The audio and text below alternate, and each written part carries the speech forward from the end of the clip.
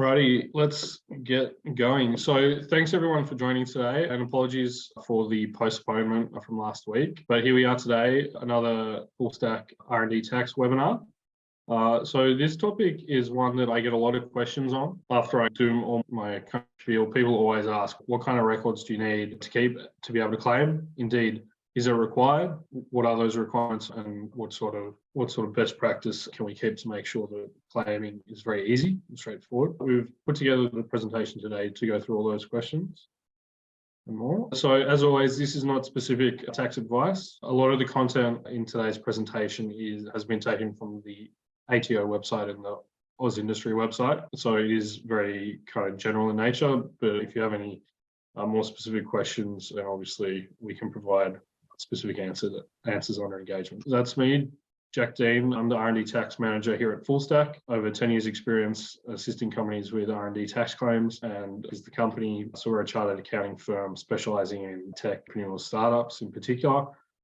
So we know very well what the kind of pain points are around some of the issues that we're going to discuss today and how we can assist clients in those areas.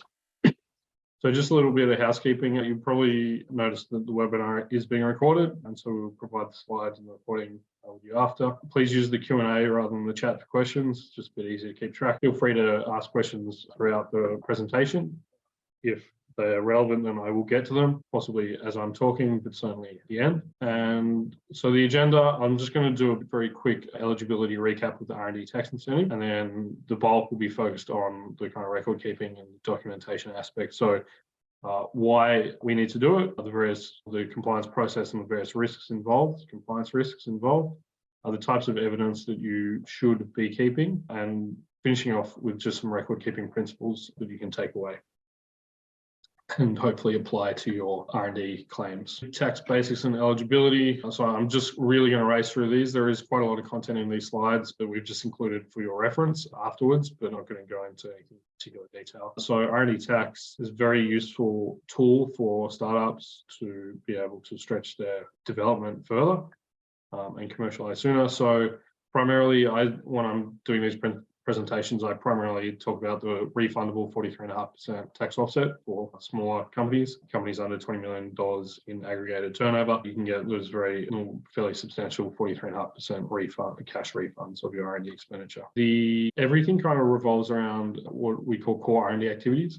And so that's really what we're looking for when we're making these claims. The definition of a core R&D activity is different to how people see R&D in a more business or commercial context, and it really focuses on technological innovation, rather than attempting to resolve kind of business or commercial uncertainties. A core R&D activity is an experimental activity that is conducted in the area of an established science. It follows a systematic progression of work. So that's where we talk about having a hypothesis, carrying out logic steps, or carrying out experimental steps and leading to logical results and conclusions. The purpose of the activity must be to generate new knowledge, and these core activities, the outcome of the activity must not be able to be known or determined in advance on the basis of knowledge, information, or experience.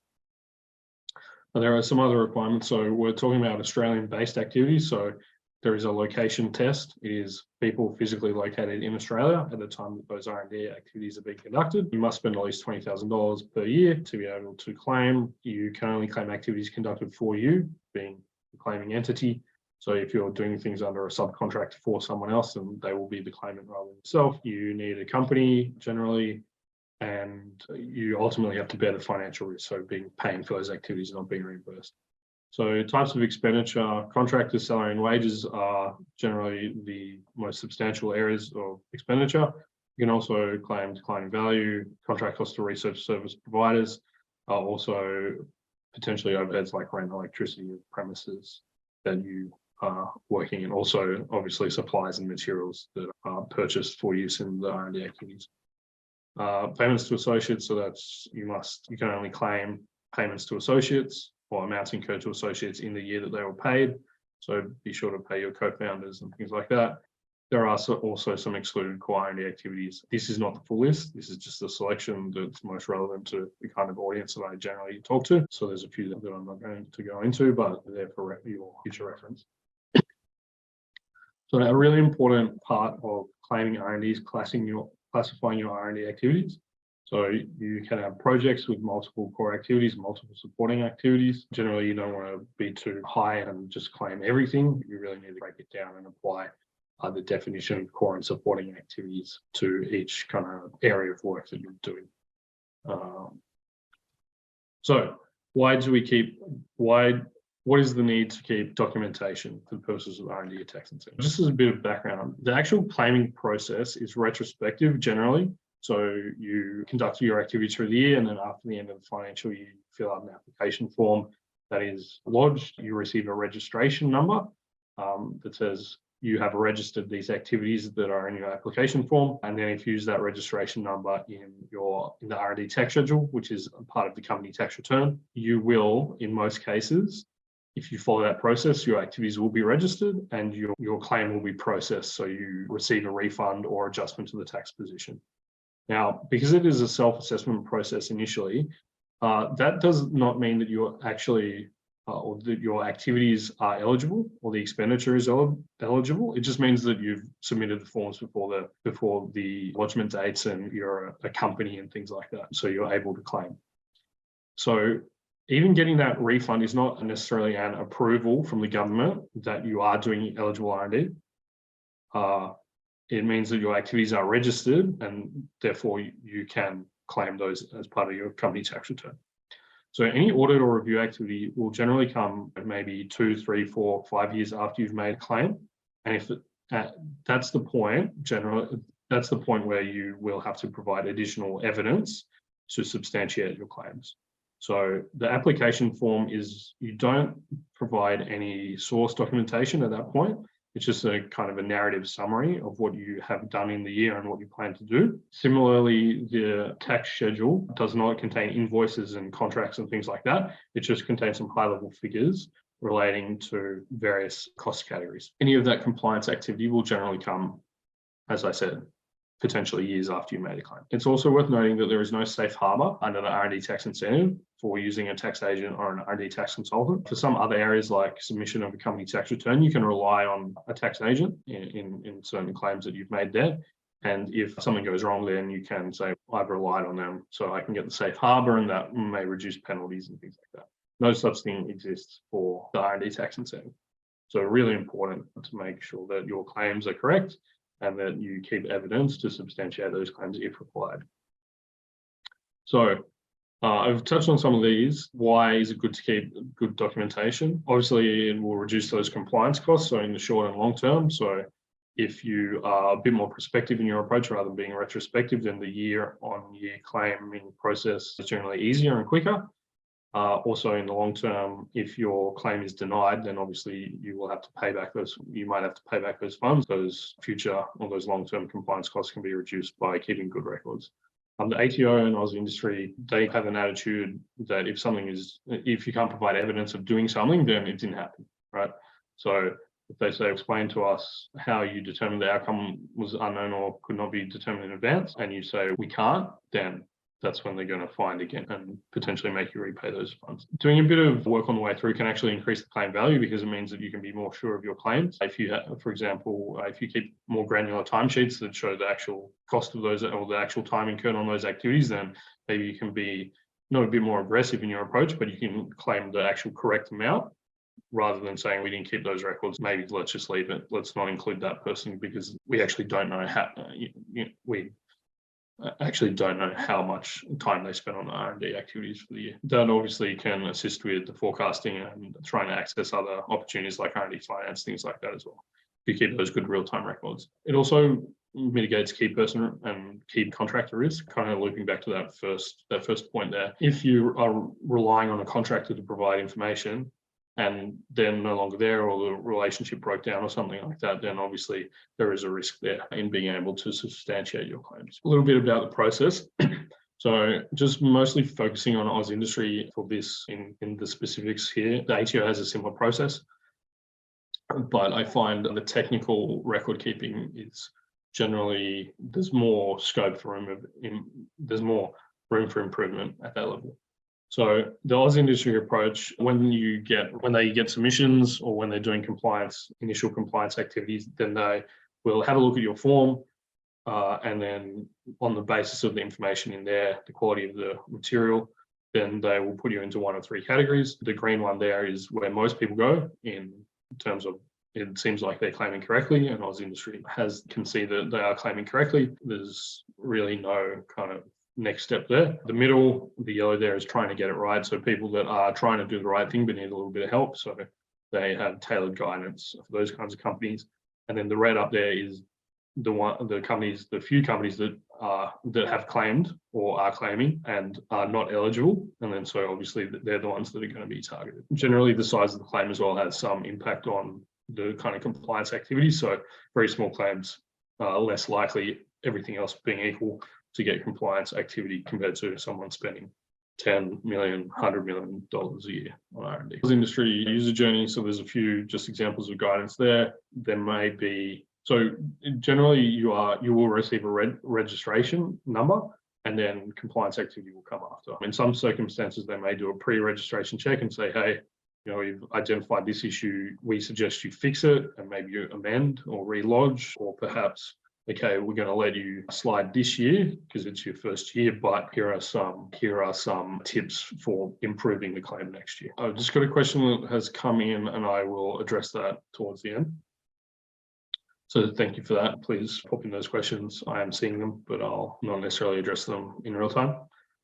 So the AusIndustry examination process, you generally have 30 days to respond to these. You can, before the 30 days are up, request for a further 14 days extension. Generally, you want to always, for the ATO and AusIndustry, you want to provide the information before the deadline date, or ask for extension before that comes. It's just good to manage that kind of relationship and not ignore emails. That's the worst thing you can do, is just ignore and hope it goes on. So AusIndustry can make findings based on the information provided, and there is a process there where you may be able to provide further information. So I just wanted to talk a little bit about the compliance cycle quickly. This goes in a clockwise direction here, this graphic. What you find is compliance is very cyclical.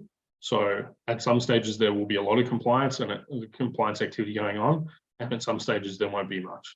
So generally the compliance activity starts to increase when the cost of the claim increases. So if there are positive program changes like the introduction of the refundable component, a lot of people will start claiming. Consultants and accountants and industry groups and things, people out there will be spruiking their services, which there's arguments about whether you should do that or not. Things like there's never been a better claim, or it's really easy to claim at the moment, those kinds of things. So everyone starts to claim. Maybe there's a lot more claims that are not correct going through. Program costs increase, and then someone from the government says, hey, we need to save a bit of money, what's going on here? A few high profile cases in the media, and so there is a negative program change. They start doing a lot of audits and reviews, and then the media narrative then goes to, oh, they're targeting this R&D, which is great for Australia and it should be supported. So then it goes back, the government goes, oh, okay, we should be supporting this, so they make a positive program change, and the cycle kind of starts again. At the moment, I think I've seen a lot of people out there saying, well, it's never been easy to claim again, particularly in software and areas like that. And some of the negative program changes that were proposed by the previous government were not successful in going through. So at the moment there's not a lot of compliance activity going on compared to in the past. So what is a successful claim? I see a lot of people out there saying a successful claim is receiving a refund. And obviously that's great, but I think that kind of is misunderstanding the process, right? So if you do those things that I said at the start, if you submit an application form, if you submit a schedule, you will receive a refund. That doesn't mean you're eligible. So how I like to look at success is initially obviously receiving a refund, that's great. But then what are your chances of receiving a review or audit up until the 5 years that the government can take a look at it? How are we mitigating those risks? And then on top of that is, if I do get reviewed, how likely will it be that I can navigate that process, or my clients can navigate that process without having to repay funds, or without that being a headache and a hassle? So looking at R&D much more holistically, and not just saying, okay, our initial thing is getting that refund. Obviously that's important, but there are these other tailing obligations as well. And so there's a mix of different risks that we try and mitigate. So compliance risks, so not being compliant in the first instance, with good scoping, making sure that we know whether we're doing R&D or not, those kinds of things. The documentation risk, what kind of records are we keeping? Can we make that initial claim based on the documentation available and then support that if needed? And then reducing the chances of being reviewed or audited through primarily the quality of information in the application form. So are you actually addressing the questions? Is the information in there understandable to someone that might not have a technical background in that particular area? So making sure that that kind of narrative summary of what you've done there is easy to understand, but still meets all the requirements. So what kinds of evidence should you keep and potentially provide in the event of an audit or review? So there are two quite separate kinds of evidence. There are the technical kind of documentation and then the financial documentation as well. That's something to keep in mind.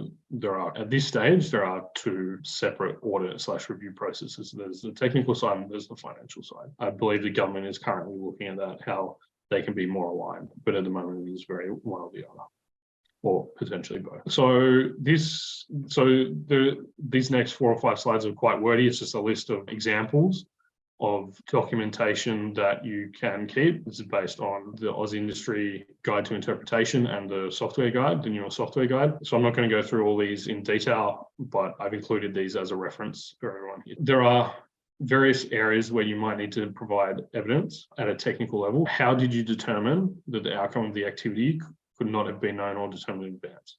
So that can be quite tricky 3, 4, 5 years after you've made a claim, because the state of the art at that point is probably is not the same as when you started. So how do you prove a negative about a set of facts that may have existed 3, 4, 5 years ago? Keeping state of the art searches is key, like conducting state of the art searches and keeping those. So they could be screenshots of Google searches and things like that.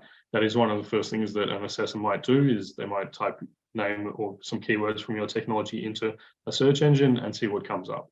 And if there's 100 different products that look the same as yours, it might be difficult to be able to convince someone that at this time, this is the state of the art, and what we have done is built on that, and other people have copied or other people have done their own R&D. Other things like internal memos, meeting minutes, things like that are also potentially useful in this area. Even just things that are specifically created for the purpose of claiming, or not claiming R&D necessarily, but being able to provide the evidence for R&D. And generally it's better to do that in a forward-looking manner rather than a retrospective manner. So the second area would be demonstrating that you conducted a systematic progression of work that is based on principles of established science. So these are the actual tests, the actual experiments that you've conducted. Evidence of your hypotheses, that you were conducting activities in a systematic manner, not just trial and error, throwing things at a wall and seeing what stuck. That you do actually have a plan, that you're working on some kind of scientific area, and that you conduct those in a systematic manner. So that's probably more technical than that previous category. It's about what you actually have done or plan to do. And then new knowledge, that the activities were conducted for the purpose of generating new knowledge. So that test is based on purpose. So at the time an activity was conducted, what was the purpose? Was it to generate new knowledge and do R&D, or was it for a commercial purpose? Was it to produce a product that you then go on to sell? That's generally easier to determine, but for some activities where there might be a dual purpose, then you need to demonstrate that there was a substantial purpose to generate new knowledge there. Minutes, board meeting, emails, project plans, things like that, and will generally, or may be used to show supporting R&D activities. That's more a purpose test as well. So where a supporting activity may support a core R&D activity, but also production activity, then demonstrating that the main purpose was to support the R&D activity is very important. And so there's an example there with development of a UI, a GUI, where customers and people are starting to interact with that. You may have to demonstrate that, okay, there is a multiple purpose here, but we're only claiming the part that was required for R&D, and having some kind of technical documentation, or again, a minute or a meeting notes or something like that to support that would be useful. On the expenditure side, so like I said, quite different. Obviously, you need to keep the work papers or have access to the work papers, potentially done by a consultant or an accountant. Timesheets is very some kind of time allocation record is crucial there. Also contracts, invoices, things like that, that are detailed enough or specific enough to show, okay, this is an R&D cost, or if something is R&D, you may have a contractor that does R&D and non-R&D work for you, then having a sufficiently detailed invoice to make that calculation between those two areas of activity is useful. Also, keeping documents to show, or those work papers to show how you apportioned overheads and things like that to the R&D. So on what basis did you take? Was it based on a floor space? Was it based on floor space, an R&D area compared to a non-R&D area? Was it based on the time that someone spent working on R&D versus non-R&D, things like that. Also contracts and IP agreements that confirm that activities were done for you is very important. But running out of time here, so there's just the last section just on record keeping principles. Had a bit of a think about some things that you might like to take away from today. So this is a really big catch cry for me. So evidence, not explanation. That's really key. The worst thing what you don't want to do is under audit or review is try and explain your way out of something retrospectively. If AusIndustry says provide evidence that this activity was conducted for the purpose of new knowledge, provide evidence that the activity was conducted for the purpose of generating new knowledge. Don't try and explain your way out of it. Don't try and scramble, explain your way out of it. So say, okay, here's some meeting minutes that specify this. Okay, new knowledge, blah, blah, blah. You can reference that back to the application form to the register of the activities. So that's kind of an overarching catch cry there. So some other principles, I have an R&D champion. So this maybe goes against the kind of key person risk that I spoke about before, but generally the clients that are most successful in making these claims efficiently and having the records have someone driving the process. Getting the buy-in from the other staff as well is really important. There might be an extra thing that they have to do that isn't part of their ordinary activity, so you need to let them know why it's important, and that it can even have a direct implication for them. If you don't do this and we fail a claim, then we'll have to pay back the R&D refund, and then we won't have any more money to continue paying your wage, keep timesheets or something like that. Excuse me. Also, identifying any weaknesses in your current systems and developing strategies to fix them. Really straightforward. So aligning internal processes to R&D. Generally advocate creating new systems and things like that to substantiate these R&D claims. It's about making small changes to things that you're already doing to ensure that those compliance risks that we spoke about have been reduced. It's not doing a heap of extra work. It's just doing a little bit of extra work in key areas to be able to substantiate those claims. A big part of that is keeping records contemporaneously, or generating records contemporaneously. That's something that's through a lot of the literature from the ATO and AusIndustry. So records created at the time activities were conducted or before in terms of those planning stages. That's very important. Using the internal language of using the language of the program in internal documents, so adopting things like hypotheses and things like that as well can be very useful.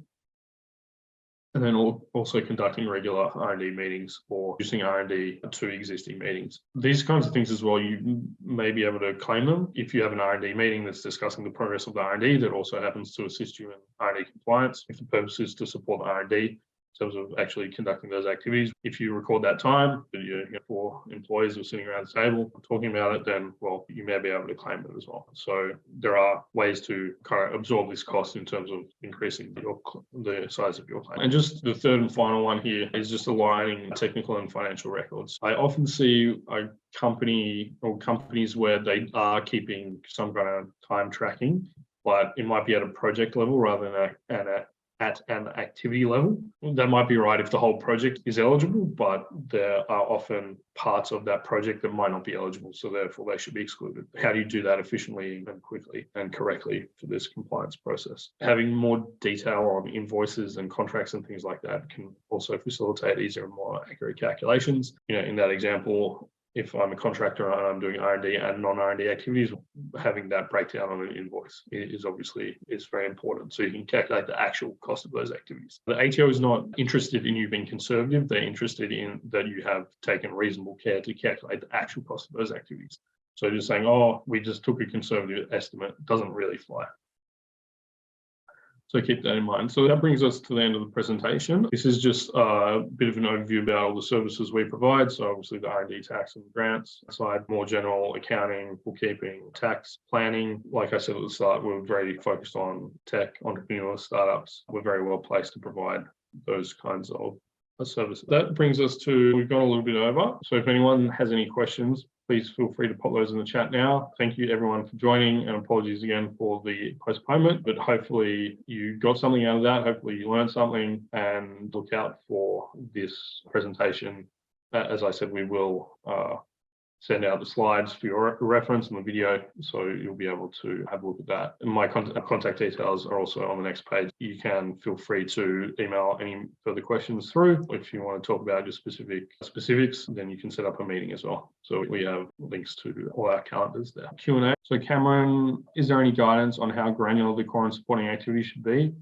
E.g., can a 6-month project be a core activity, and is there guidance on what would need to be broken down further? Yeah, so there is a lot of guidance around what is a core supporting activity and how to break those down and register them accordingly. That wasn't the focus, obviously, of today, but yeah, so there is a lot of guidance. I like to look at, so core activities are all about having a hypothesis. So it depends how many hypotheses you have. A lot of companies just have the kind of one, or they might bundle activities together, have a more overarching hypothesis that's a bit more project objective, although you don't necessarily want to do that, and then have a bunch of sub-hypotheses, because obviously these are iterative processes that have multiple hypotheses over a period of time. So you can group those. Yeah, it just really depends on the particular case and the particular claim. The size of the claim as well may come into it. So yeah, can a 6-month project be a core activity? Yeah, so yeah, there is a best practice approach there. So I think it's really just applying the definition of a core activity on different kind of activities that you're doing, different tasks that you're doing, and then coming up with a strategy to ensure that you meet all those compliance obligations, but not spend too much time that you're spending weeks on the R&D claim if it's only very small. So I'm not sure that, hopefully that kind of answered your question, Cameron. And then Marcel, do the principles described apply to FMCG manufacturing companies as well? Sorry, I'm just not 100% sure off the top of my head, FMCG. Fast-moving consumer goods. Principles, I think the principles apply quite broadly, I think. Yeah, so it's about initially defining what your activities are, and then keeping appropriate records to be able to support those claims. Yeah, to be honest, sorry, Marcel, I'm not super familiar with fast-moving consumer goods. Yeah, you can obviously have R&D to develop those goods, and I guess the principles are common, whether it's software or medtech or fintech, anything. It's just, yeah, defining what the activities are, running the lens of what a core R&D activity is, and then saying, okay, we have our core, we have our supporting activities.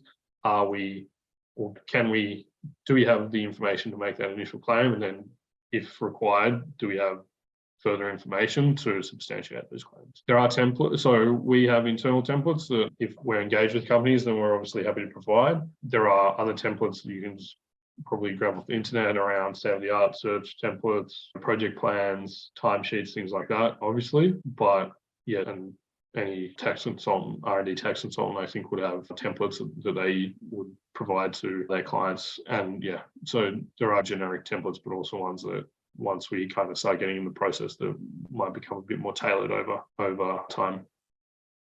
Yeah, e.g. a different type of toothpaste, yeah. So you'll just have to define what your activities are. We're developing a new toothpaste that has these properties that are better than what's on the market now. We establish the state of the art, so we'll do that. We're generating knowledge. So it's all the same kind of thing. So I think I'm just getting a message from, thank you, everyone. Hopefully that answered all the questions. Let me just check. So we've gone a little bit over just with those questions, as we always do. I'm happy to continue if anyone has any other questions. Otherwise, I'll just leave it for probably another 30 seconds in the webinar. Thanks again to everyone who attended today. Hopefully, my contact details, we will email you the slides with the contact details, but here they are. So team@fullstack.com.au. That's obviously just the generic one. If you email there, then I'll put the team will put you in touch with me, and then always happy to have a chat about your particular scenario and answer any questions there and potentially work together. It doesn't look like there's any more questions coming through. So thanks again. Keep on the lookout as well for this is a regular series that we do on R&D. So if there are any other topics as well that you'd like to hear about, please feel free to shoot through an email. So we're always on the lookout for new ideas. So thank you, everyone. And I think we will call it there. Cheers.